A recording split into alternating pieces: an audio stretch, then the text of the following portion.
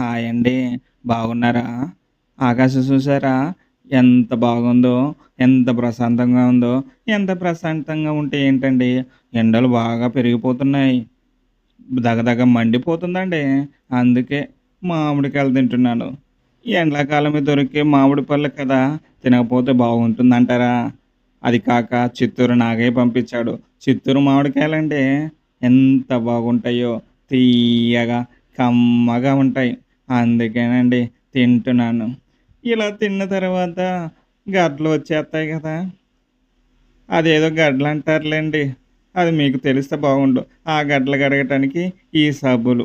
గడ్డని మంచిగా తోమి, తోమిన తర్వాత మంచిగా కడిగేసి, ఈ లస్సీని, ఇంకా జ్యూస్ కూడా తెచ్చానండి. ఆ జ్యూస్‌ని ఇవి గడ్డకు పట్టించేయాల. గడ్డకు పట్టించడం అంటే గడ్డ మీద అభిషేకం చేయటం కాదండోయ్! కడుపులో పోయాలా. కడుపులో పోస్తే గడ్డ వరకు చేరిపోతుంది. ఎలా ఉందంటారు? బాగుందా? బాగుంటే మీరు ట్రై చేయండి. మంచిగా